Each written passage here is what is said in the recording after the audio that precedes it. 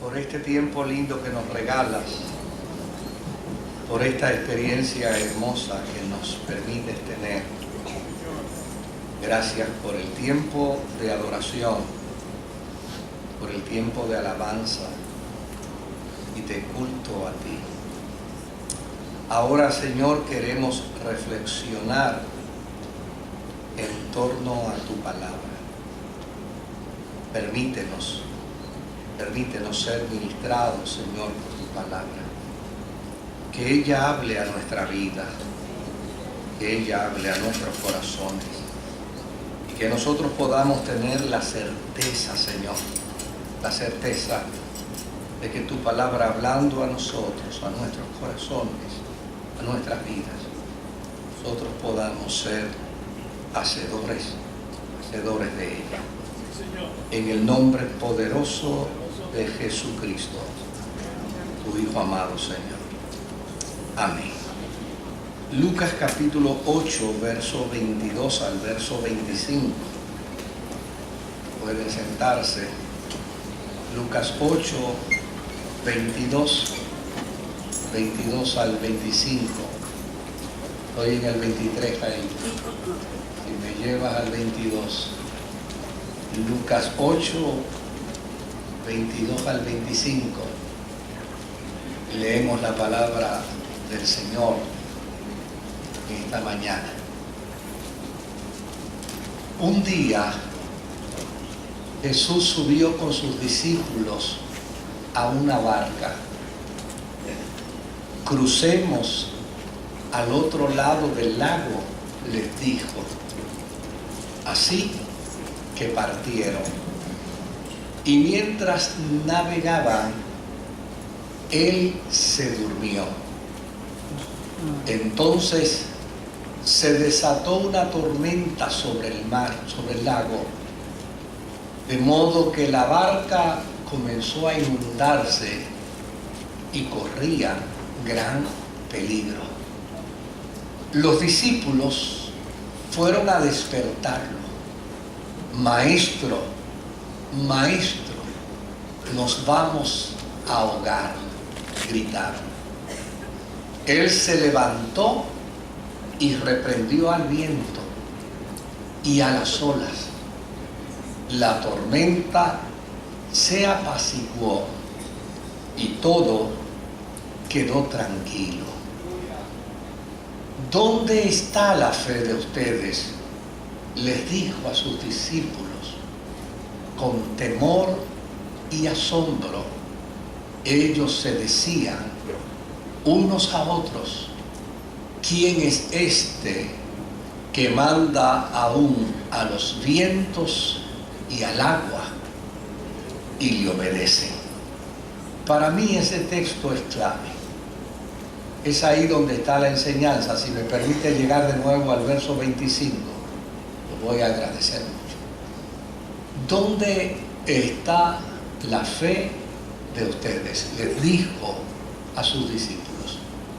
Con temor y asombro, ellos se decían unos a otros: ¿quién es este que manda aún a los vientos y al agua y le obedece?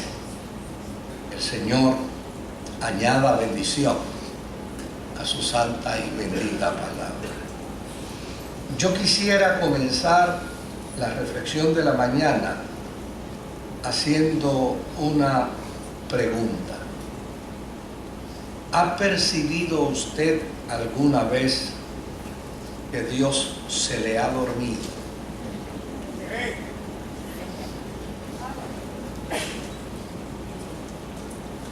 Cada uno de nosotros es propietario de una embarcación, dentro de esa metáfora de la vida. En esa embarcación puede ir, además de usted, su cónyuge. En esa embarcación pueden ir sus hijos. En esa embarcación, algunos de nosotros llevamos hasta la suegra. Yo la llevo en la embarcación mía. Y me siento feliz por eso, ¿sabes? Algunos de nosotros llevamos en la embarcación padres, o hermanos, o familiares. Y desde luego, si hay una embarcación en nuestra vida, quiere decir, estamos transitando por la inmensidad del mar. Porque la embarcación es para eso. Y desde luego, la pregunta tiene un propósito, tiene una intención. Si alguna vez usted ha percibido que Dios se le duerme en la embarcación, y a juzgar por la mirada de algunos y por la sonrisa de otros, esa sonrisa nerviosa que nos delata, pues en efecto, sí lo hemos percibido. Hemos percibido que Dios se nos duerme en la embarcación. Y esto fue lo que le sucedió también un día a los discípulos de Jesús. Las historias bíblicas de los dichos, hechos y milagros de Jesús no están escritas meramente para que las leamos como un cuento.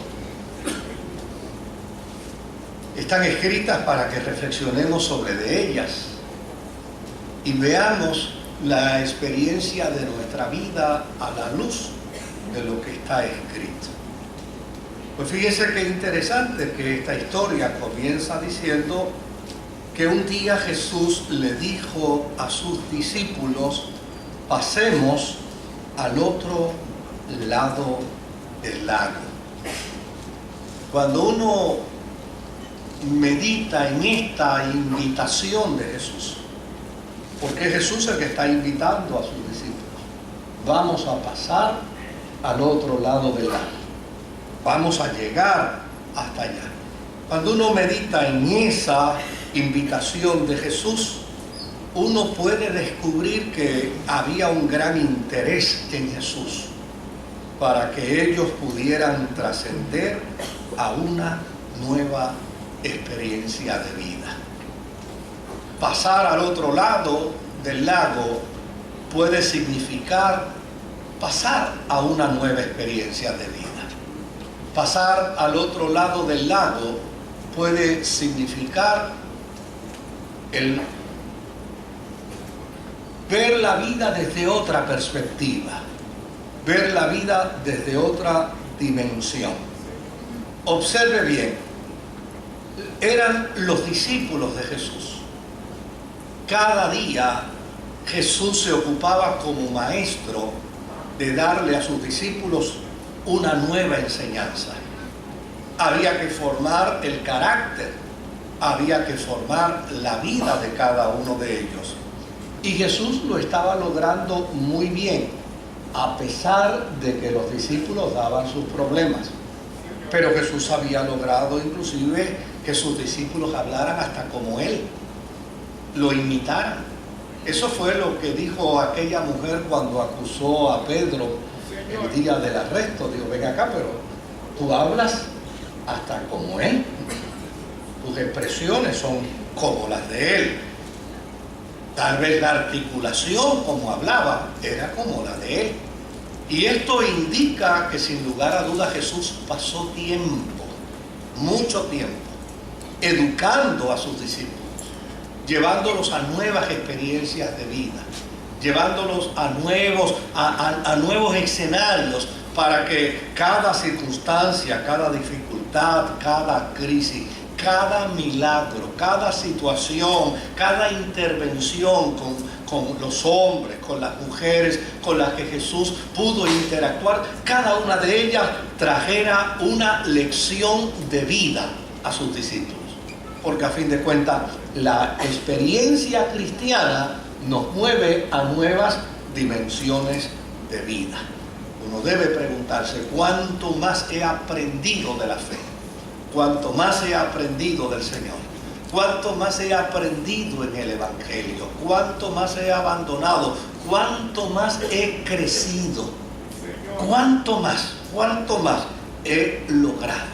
Por lo tanto, cuando Jesús le dice a sus discípulos, pasemos al otro lado del lago, tal parece que Jesús se dio cuenta que en su prontuario de clase, en su prontuario de asignaciones, en su prontuario de monografías con los discípulos, tal parece que faltaba algún curso y ellos lo tenían que tomar. Y desde luego, la vida de los discípulos nos representan a nosotros. Por lo tanto, deberíamos entender que cada día, con su experiencia de vida, es como un curso en el prontuario de Dios. Dios nos invita a tomar ciertos cursos en la vida. A lo mejor usted está en el curso que más le gusta, pero no se preocupe, más adelante le van a poner en el curso que usted jamás hubiera querido tomar.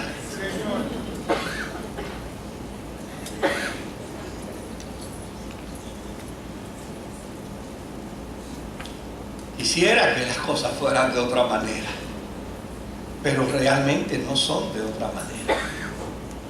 Yo ayer conversaba con una querida hermana de nuestra iglesia. Su esposo partió a morar con el Señor ayer.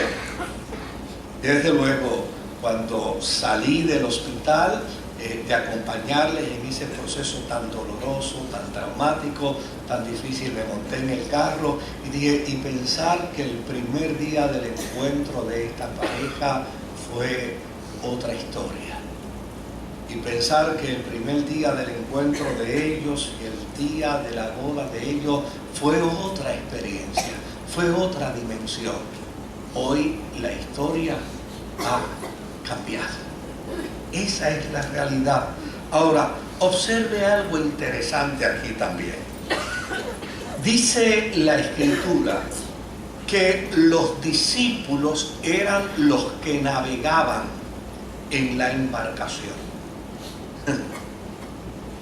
Y eso todavía lo hace más interesante, porque desde luego nosotros podemos responsabilizar a Dios por la ruta en que nos metió, pero a fin de cuentas el que navega y conduce la embarcación somos nosotros.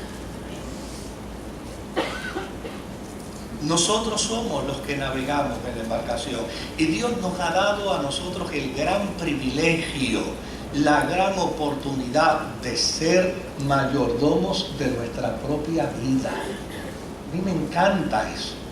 De hecho, yo recuerdo hace unos años atrás que un querido amigo estaba luchando por vivir.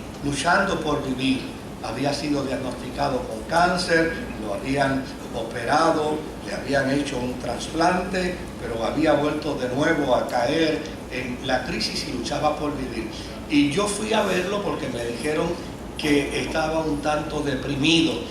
Y desde luego pues tuve la oportunidad de conversar con él y de escucharle. Y mire lo que me dijo. Me dijo, chico, me da tanta tristeza porque viene gente aquí y me dice que me prepare para morirme. Y yo no me quiero morir. Yo no me quiero morir.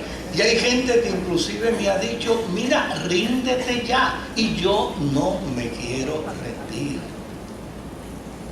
Y han llegado a la conclusión de que yo estoy desafiando a Dios con esto.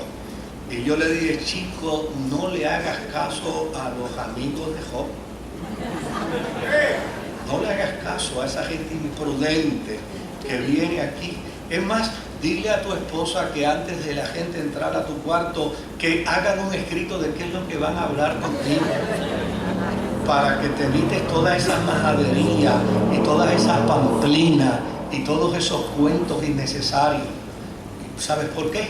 Porque tú eres mayordomo de la vida. Dios te dio una vida. Y a Dios le encanta que nosotros preservemos y luchemos por lo que nos ha dado.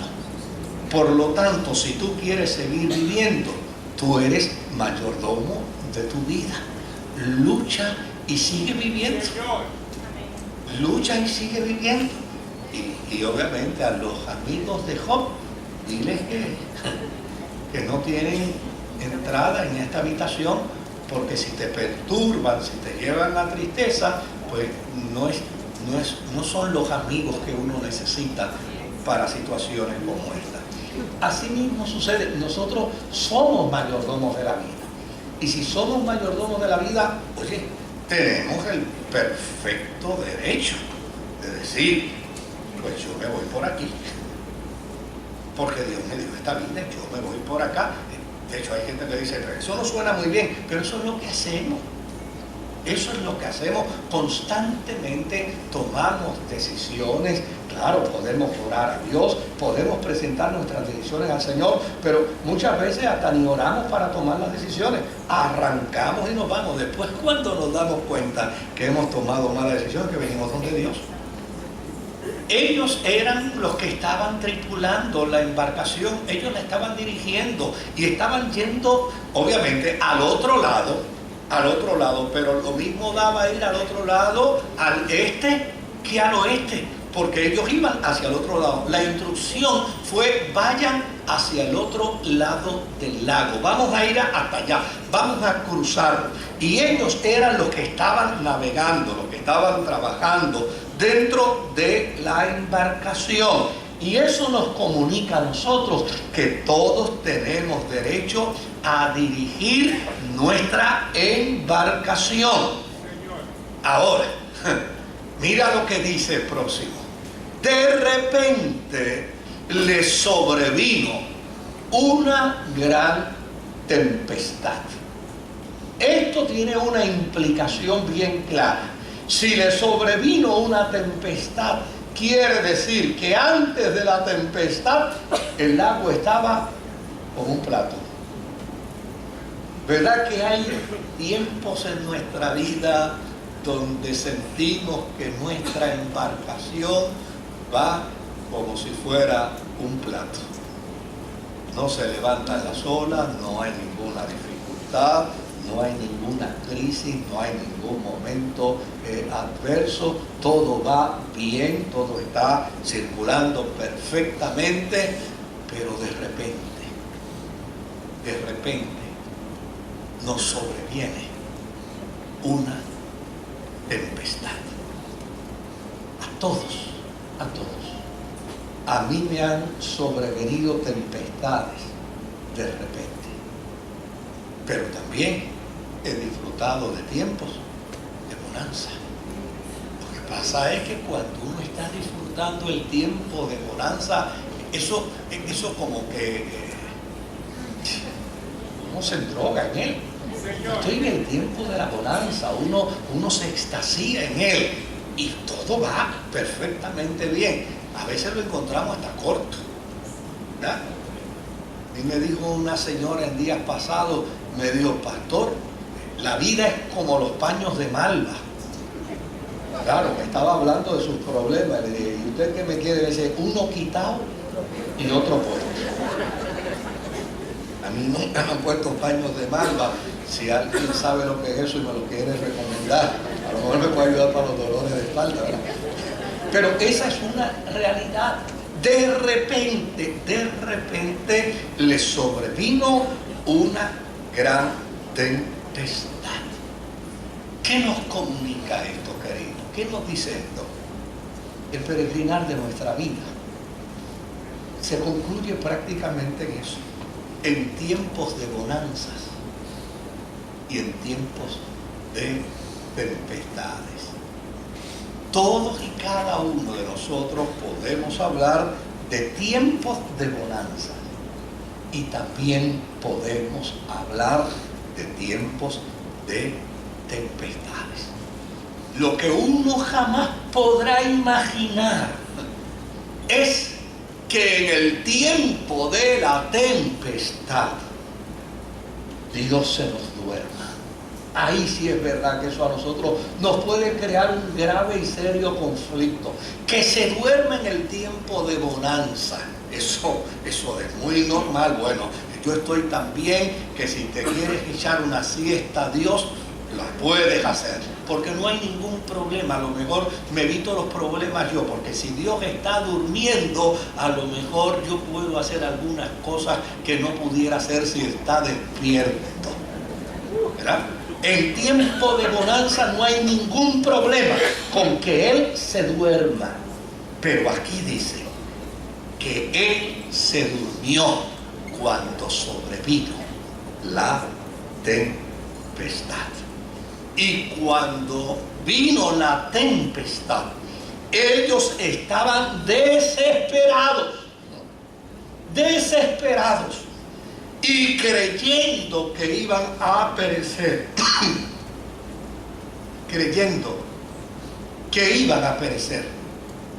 entonces a gritos despertaron al maestro, a gritos. A mí me parece que este es un cuadro tan real y tan auténtico de nuestra vida. A mí, cuando yo leo esto es como una cámara que me retrata inmediatamente. Como más. ¿Cuántas veces no hemos ido a Dios a gritos? ¿Cuántas veces no hemos creído que vamos a perecer? ¿Cuántas veces no hemos creído que se acabó la vida? ¿Cuántas veces no hemos creído que a esos que van en nuestra embarcación se les va la vida también? ¿Y cuántas veces dentro del marco de esa experiencia no hemos interpretado que llamamos al cielo y parece que nadie, absolutamente nadie nos responde?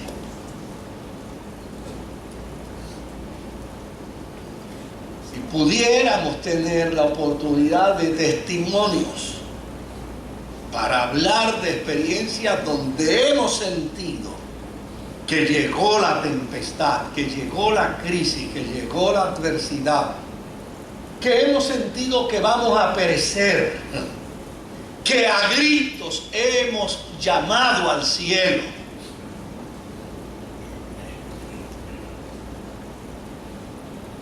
Señor. Son las cosas que como humanos nos suceden.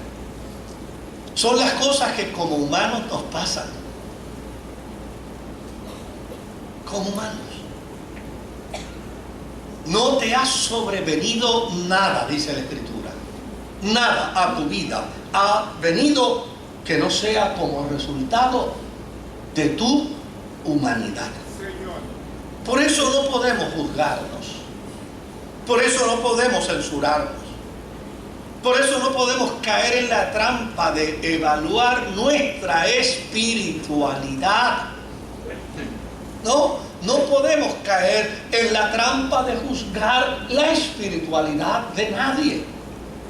Porque llana y sencillamente nosotros como seres humanos en un momento dado podemos reaccionar ante la tempestad de nuestra vida de manera distinta. Fíjese que este era un tiempo donde ya los discípulos habían tomado lecciones. Este era un tiempo donde ya los discípulos habían tenido varios cursos con Jesús. Lo que Jesús simplemente le dijo fue, vamos a pasar ¿qué? Al otro lado.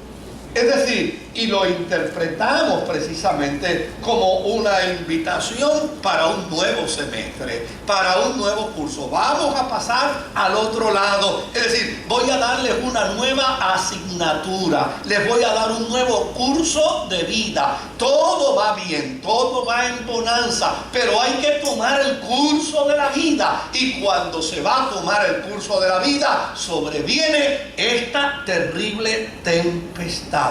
Todos ellos comenzaron a gritar. Usted se imagina 12 hombres gritando a la misma vez. Señor. A mí me encantaría hacer ejemplo aquí, ¿no? Lo que pasa es que probablemente tal vez no los consiga los 12. 12 hombres gritando desesperados. 12 hombres gritando sin control. 12 hombres gritándole a Jesús y Jesús dormido, placenteramente dormido, descansando como si estuviera de vacaciones, entrando en un proceso donde cerró los oídos, es decir, donde cerró las puertas. Y ellos gritando y gritando hasta más no poder. Finalmente lograron despertarlo. Y cuando lo despertaron, regañaron a Jesús. ¿Cuántos han regañado a Dios aquí? No levante la mano. No levante la mano. Pero ¿cuántos han regañado a Dios aquí? Gente que regaña a Dios. ¿Dónde tú estabas cuando pasó este problema? Dame una explicación. ¿Por qué si yo soy tu siervo a mí me pasan estas cosas? ¿Por qué si yo te sirvo yo tengo que vivir con este problema? ¿Es que acaso tú no te has dado cuenta los años que yo llevo sirviendo? Me he apartado del pecado para servirte. Si lo hubiera sabido, no me hubiera apartado del pecado. Es como si quisiéramos decirle eso a Dios, ¿verdad? Si lo hubiera sabido, yo no hubiera decidido servirte. Porque a fin de cuentas estoy en el lugar donde menos yo hubiera querido estar. ¿Qué pasa, Jesús, que estás dormido? En el peor momento de mi vida, en el momento donde hay una gran tempestad. Oye, ¿no te das cuenta que vamos a perecer? Y Jesús se levantó, bostezó, se estiró, hizo los ejercicios de estiramiento. Y entonces determinó hablarle al mar y hablarle al viento. Y cuando le habló al mar y le habló al viento, ellos enmudecieron y se hizo grande bonanza. Hay una traducción que dice que ellos se admiraron diciendo: ¿quién es este que al mar y al viento le habla? Y ellos le obedecen. Fíjese que lo próximo que acontece dentro de esta historia bíblica, que es una enseñanza para nuestra vida, una enseñanza para nuestro peregrinar, es que lo próximo es que los discípulos ahora cuestionan el por qué, de qué manera, cómo es que esto se hace y por qué a nosotros nos sucedió esto. Y yo no sé si a usted le gustará la respuesta de Jesús ante las preguntas suyas: ¿por qué me pasa esto? ¿Por qué me sucede esto? ¿Por qué tengo que estar por esta situación? Fíjese lo que Jesús les contestó: esto le sucede a ustedes por vuestra poca fe. No estaba hablando de la tempestad, estaba hablando de la histeria. Nosotros creemos que a mayor fe, menos posibilidad de tempestad. Estás equivocado, estás equivocada. Nosotros creemos que a mayor espiritualidad, menos posibilidad de crisis. Estás equivocado. No, eso no es así. Creemos que a mayor espiritualidad, menos enfermedad. Eso no es cierto. O sea, no es la verdad. Creemos que a mayor espiritualidad, menos situaciones de problemas con nuestros hijos. No es verdad. No es cierto. A mayor espiritualidad, mejor manejo de la crisis. A mayor espiritualidad, mejor